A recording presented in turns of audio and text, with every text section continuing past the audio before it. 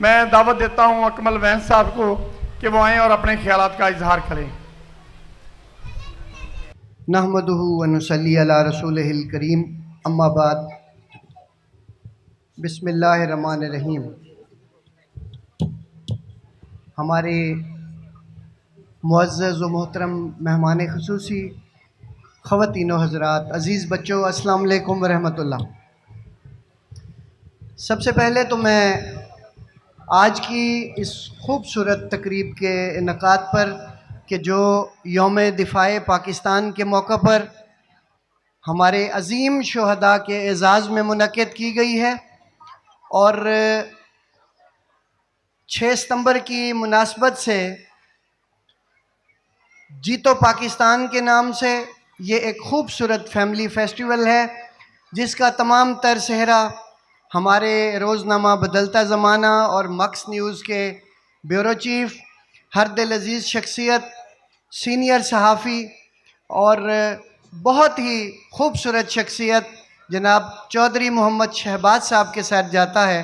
मैं अपनी तरफ से आप सब की तरफ से खराज तहसीन पेश करता हूँ चौधरी मोहम्मद शहबाज साहब को, उनकी पूरी टीम को, कि जिनकी शबाना रोज़ मेहनत से, जिनकी अनथक काविशों से, जिनकी पुरखलूस जुस्तजू से मुसलसल 11 साल से ये इवेंट मुनक़्क़िद हो रहा है और ये कहने में कोई आर नहीं कि अब चौधरी साहब का ये इवेंट जिसका नाम जीतो पाकिस्तान है, ये एक ब्रांड बन चुका है।